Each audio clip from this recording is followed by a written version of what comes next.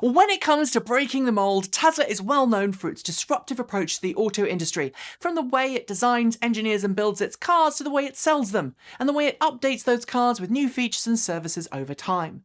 Tesla's factories are also something very different to conventional car factories, with more natural light and more automation than many traditional companies use.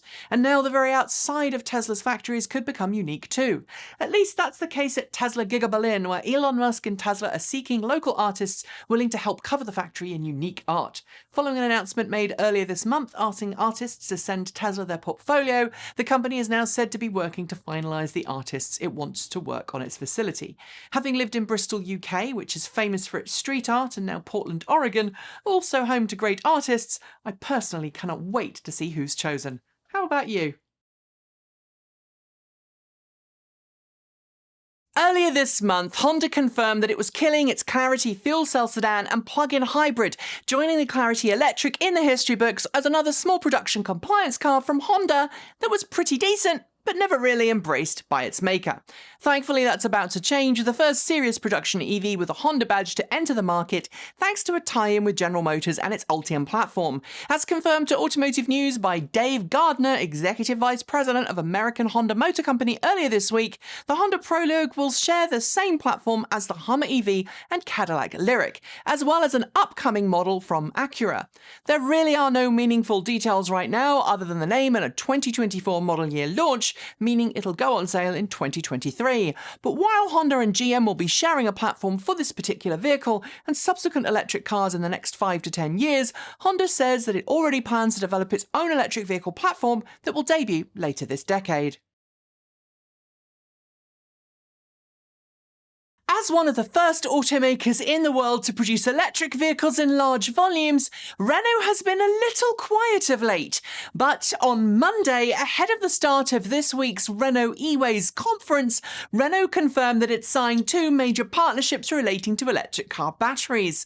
The first is with Envision AESC, which will see the 2 firms build a new gigafactory in Douai, northern France, that will be capable of 24 gigawatt-hours of annual production when fully completed. The second is a memorandum of understanding, which, as you know, may not be legally binding, to take a 20% stake in French firm Verkor. Assuming all goes to plan, Renault's investment will help fund Verkor's first gigafactory, with Renault gaining upwards of 20 gigawatt-hours per year of cells from the facility.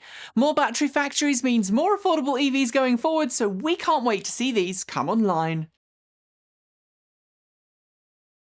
As unarguably one of the safest car brands in the world, Tesla is no stranger to winning the coveted Top Safety Pick Plus award from the Insurance Institute for Highway Safety. Nor is it a stranger to the Consumer Report's top pick list, although many Tesla loyal detest the latter for the generally low place Tesla sits on the Consumer Report's annual reliability survey. Tesla's Model 3, which had previously been awarded both a top pick status and IIHS safety award, lost them a while back due to the switch Tesla made to its autopilot hardware, a switch that removed radar completely from cars and relied exclusively on vision-based systems. The IIHS, having not tested a vision-based Model 3, downscored the car, and Consumer Reports, which relies on IIHS for part of its ratings, followed suit. Now, however, the IIHS has tested the vision-based system and says that initial evaluations show the new vision-based Model 3 performed well in both automatic emergency braking and forward collision warning tests. With the restoration of the IIHS's Safety Pick Plus award, Consumer Reports followed suit. While our tagline says cleaner, greener, safer and smarter, and we like to think we cover all types of transportation that fit that bill, I'm going to be honest, most of the time our coverage focuses on personal transportation. But if we really are going to transition the world's fleet to zero-emission vehicles, we all need to focus on public transit a bit more.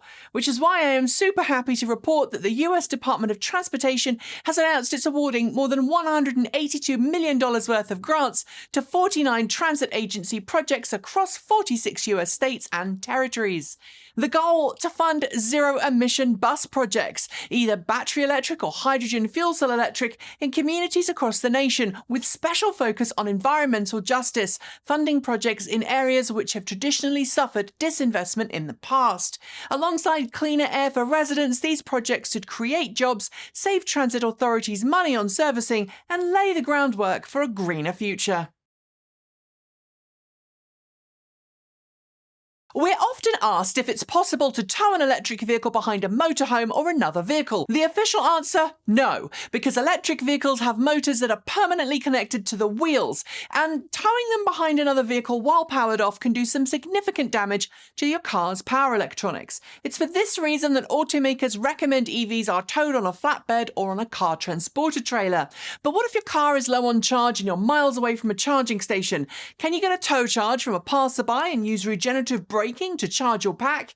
Technically, it's possible as long as the car is on and in drive, but that's only for extreme situations and at the owner's risk. Yet this past week, we heard about YouTube channel Warped Perception, who tow charged a Tesla Model S at 75 miles per hour behind a Mercedes-Benz sedan. The pack did get recharged pretty quickly, but please don't replicate it. Aside from the dangers of towing anything at 70 miles per hour, your car's power electronics aren't really designed to be used like that. Sorry. People often say that as a green vehicle media outlet, we should focus on transportation technology and stay away from politics. But as Toyota recently demonstrated, the businesses we cover certainly don't. After all, a successive transition to more sustainable transport is entirely dependent on what direction that political wind blows. That's why, given that Toyota is perhaps the mainstream automaker most vocally opposed to battery electric cars, it shouldn't be overly surprising to see the company in some hot water on social media for its political contributions. Axios reports that Toyota has given more money than any other company to American Congress members who voted against certifying the results of the presidential election. The company has framed its decision as supporting politicians whose policies best suit its bottom line. We can't help but notice that many of the politicians who were against the results of the last election are also politicians who've rejected pro-EV policies and tightening emission standards, which ties in with Toyota's stance on BEVs. A raft of high-profile figures have been calling for a boycott of the automaker in response, many of whom have been driving Toyotas since the first Prius hybrid debuted in the late 90s.